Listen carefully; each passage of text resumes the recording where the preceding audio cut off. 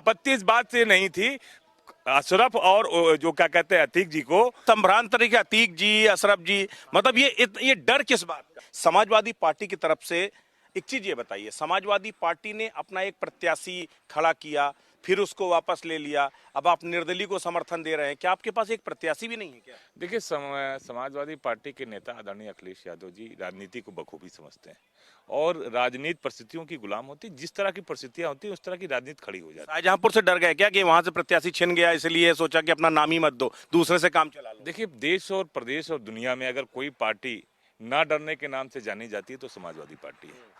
कैसी भी परिस्थितियां रही हों, समाजवादी पार्टी आपको डट के मुकाबला करते ही दिखाई देगी। आपने देखा होगा इससे पहले ब्लॉक प्रमुख के चुनाव में, जिला पंचायत अध्यक्ष के चुनाव में, ऐसे चुनाव में अगर कोई इकलौती सिंगल पार्टी पर्चा फाइल कर रही थी तो सिर्फ समाजवादी पार्टी। बच्चा बस फाइल कर पाए और पहुंच नहीं पाए आप लोग। लड़े तो हम ना, हमारे हमारे हमारे जो जिन्होंने प्रत्याशी थे उनको मारा पीटा गया, उनको धमकाया गया। आपने देखा होगा पड़ोस के जिले लखीमपुर में एक महिला की साड़ी तक खींच रही थी भारतीय जनता पार्टी की सरकार। कहने का मतलब ये नहीं पर्चा फाइल करना, पहली बड़ी बात यह है कि लड़ कौन रहा है। समाजवादी पार्टी पूरी में लड़ाई में है और राजनीतिक समीकरण जो बने हुए हैं वो हमारे पक्ष में है। और इस बार लड़ाई किस मुद्दे पर है? लड़ाई का असली इशू क्या है? देखिए, समाजवादी पार्टी ने शुरू से विकास की राजनीति की है। आदमी गरीब जनता की, अगड़ों की, पिछड़ों की, इनकी समस्याओं की बात की है, नौजवानों की बेरोजगार की बात की है। समाजवादी पार्टी का पहला और आखिरी ध्येय विकास है। आप बात कहीं की कहीं ले जाइए, लेकिन घूम फिर के आपको सड़क, नाली, पुल पुलिया पर आना ही होगा। और बीजेपी तो कहती है आपने अपराधियों का विकास किया और हम विनाश कर रहे हैं। ये तो क्योंकि खुद वो सत्ता में बैठे हुए हैं और मुद्दे को भटकाना चाह रहे हैं। आप देख रहे होंगे कि दुनिया में, देश में किन लोगों के खिलाफ लोग जंतर मंतर पर बैठे हुए। जो चुनाव चल रहा है, चुनाव में योगी आदित्यनाथ चुनाव अभियान की शुरुआत करते हैं, कहते हैं यूपी में नो कर्फ्यू, नो दंगा, सब चंगा। तो क्या लड़ाई अब नाली, सड़क, खड़ंजे से ले जाकर दंगा और चंगा में जाकर टिक गई है? नहीं, दंगा चंगा की बात, आप एक बात समझिए कि जिस अपराधियों की लगाम की बात कर रहे हैं कि अपराधी दर दर कांप रहे हैं, आपने देखा होगा पिछले 2 हफ्तों में लखनऊ में कितनी बड़ी वारदातें हो गई। और पूरे उत्तर प्रदेश में लगातार ऐसा नहीं है कि हमारी समाजवादी पार्टी की बुलेटिन से रोज पर डे जितने क्राइम हो रहे हैं उनकी एक वीडियो पड़ती रहती है। अभी मैं एक बुग्गी वाले के पास से बात कर रहा था। उसने मुझसे कहा कि मेरी 3 बेटियां थी, 2 बेटियों की पढ़ाई मैंने बीच में सिर्फ इसलिए रोक दी क्योंकि उसे गुंडे परेशान करते थे और मैंने उनकी शादी कर दी। अब जब सरकार बदली और जो तीसरी बेटी है मेरी, वो कम से कम खुलकर स्कूल जा सकती है। ये आम आदमी का है। आपको लगता नहीं लड़ाई आपकी इसके साथ है? देखिए, पहले तो भारतीय जनता पार्टी का चश्मा उतारना होगा। एनसीआरबी की रिपोर्ट के सेंटर में उनकी गवर्नमेंट थी। एक गरीब आदमी एनसीआरबी की रिपोर्ट जानता है क्या? उसको तो अपने से वो तो सेल्फ की सिक्योर, वो तो उसका पैमाना है ना। उसकी 2 बेटियों ने उसकी पढ़ाई रोक दी और एक बेटी उसकी पढ़ाई कर पा रही है, सरकार बदली। आप सच्चाई के पैमाने में कहां तक सही? मैं कह रहा हूं कि अगर आपने पहले से प्री प्लान किया हो तो ये कहां सच है? यही आईन है जिस चश्मे की हाँ, मैं यही कहना चाह रहा हूं। उस चश्मे की को ये समझना होगा। देखिए, आप बात समझिए, हर चीज का एक पैरामीटर होता है।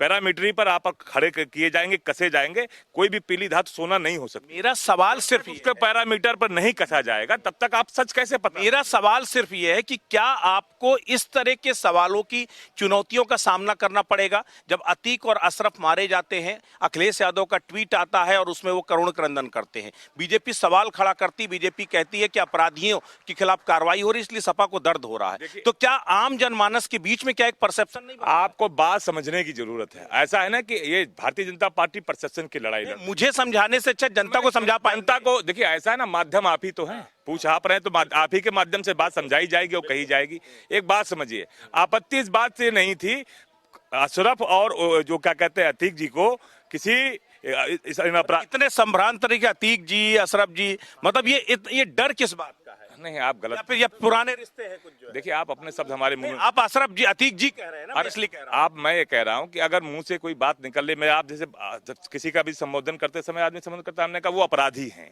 अपराधियों के साथ समाजवादी पार्टी कभी नहीं खड़ी हुई। आपको याद होना चाहिए, इन्हीं को हमने, समाजवादी पार्टी ने टिकट नहीं दिया था और इनको अपनी पार्टी में जो बसपा से दोबारा आना चाह रहे थे, इन अपराधियों को नहीं लिया गया था। उनकी हत्या पुलिस की गोली से नहीं हुई है, पुलिस कस्टडी में हुई है। सवाल इस बात पर है, ऐसे अपराधियों को जो ये कहा जा रहा है, ये बता रही भारतीय जनता पार्टी की कह रहे हैं विरोधियों ने मरवा दिया ताकि साबरमती के जेल से ये नेक्सस चला रहे थे। साबरमती कहाँ है और वहाँ की गवर्नमेंट किसकी है, सेंट्रल की गवर्नमेंट कैसी है? इन गवर्नमेंट के लोगों को आपको ये समझना पड़ेगा कि ऐसे लोग, ऐसे अपराधी जो जघन्य अपराध कर रहे हैं और अपराध कंटिन्यू कर रहे हैं, इन अपराध को कंटिन्यू होना क्या सिस्टम फेल्यूर नहीं है? भारतीय जनता पार्टी की सरकार सेंट्रल में है, उत्तर प्रदेश में है, गुजरात में है और सारा क्राइम चल रहा था पिछले 4 सालों से। तो ये अपराधी कैसे ये लोगों को समझा पाएंगे आप? ये देखिए, समस्या इस बात की है कि जो परसेप्शन की लड़ाई है आपको ये समझना होगा। कोई अपराधी किस तरह से अपना नेक्सस चला ले रहा है, ये सिस्टम की फेल्योर होगी। किसी पुलिस थाने के अंदर अगर लगातार चोरियां हो रही हैं तो थानेदार दोषी है कि? पहले तो वो तो कहते हैं थाने तो पहले यही गुंडे अपराधी चलाया करते थे, आज तो कम से कम पुलिस वाले चला रहे हैं। कहां पुलिस चला रही है? ये क्या अपराध खत्म हो गए क्या? अभी पिछले साल के एनसीआरबी का डाटा नहीं लेंगे क्या आप? जो सेंट्रल जारी कर रहा है कितने अपराध हो रहे हैं, क्या उनका डाटा नहीं मानेंगे? अतीक और अशरफ जैसे अपराधियों का तो कह रहे हैं जो अपराध करते हैं हम उनको निपटा देते हैं। अतीक और अशरफ जैसे जो अपराधी हैं, अगर अपना नेक्सस चला रहे हैं तो किसके संरक्षण में चला रहे हैं? ये बात आपको समझनी। वही तो वो कह रहे हैं किसके संरक्षण में चला रहे थे, हमने तो उसको हाल है, गजब हाल है। 7 साल से 10 साल से आप सरकार आपकी 9 साल से केंद्र में आपकी भारतीय जनता पार्टी की है, गुजरात में तो कई सालों से है, उत्तर प्रदेश तो कह रहे हैं हमने तो निपटाना शुरू किया ना। अरे वो कैसे निपटा रहे हैं? उन्होंने इनकाउंटर थोड़ी किया, उनकी अपरीक्षा में मारा गया। बात समझने की ये है कि आपने की अपरीक्षा में पुलिस की कस्टडी में मारा जा रहा है। सवाल इस बात का है। आपके कुछ और साथी, मैं उनसे पास जाऊंगा। एक चीज ये बता दीजिए, इस बार का जो चुनाव है बरेली का नगर निकाय का, क्या बरेली नगर निकाय का चुनाव नगर निकाय पर हो पाएगा या फिर इसी तरह के मुद्दों को लेकर के चुनाव होगा और वो परसेप्शन पर ही पूरी राजनीति चलेगी? देखिए, मैं ये कहना चाहता हूँ कि नगर निकाय का चुनाव है, ठीक है, इन्होंने यहाँ कुछ करा नहीं है, इसलिए मुद्दों से भटकाने के लिए आप बाहर से आए हैं, आपने देखा होगा शहर की क्या हालत है। जिस गली में आप चले जाइए वहाँ गड्ढों में सड़कें हैं और उन्होंने कहा था कि हम गड्ढा मुक्त सरकार देंगे, ये देंगे, भय मुक्त सरकार देंगे। तो मैं, आप जो अतीक और ये वाला क्वेश्चन कर रहे हैं, मैं उसका आंसर देना चाहता हूँ कि कुलभूषण जो हमारे देश का मान सम्मान बढ़ाने के लिए, ब्रजभूषण सुनिए, हाँ, बृजभूषण जी, जो हमारे देश का मान सम्मान बनाने के लिए खिलाड़ी जो वहाँ पे हमारी बहनें भी हैं, वो वहाँ बैठे हुए हैं जंतर मंतर पे, उनकी यहाँ कोई सुनवाई नहीं हो रही है। और एमपी एक आकर इतने मतलब गर्व से, हाँ मैं बाहुबली हूँ, मैंने एक को निपटाया है, मारा है, कहाँ खत्म हो गया मुझे बताइए? नगर निकाय का चुनाव हो रहा है ना, मुद्दों पिक एंड चूज करके अपराधियों पर कार्रवाई हो रही है। देखिए, नगर निकाय का चुनाव है, हमें बात करनी चाहिए। जो 2200 करोड़ रुपए बरेली स्मार्ट सिटी में आए, उन 2200 करोड़ में कितने लगे, कितने घोटाले हुए?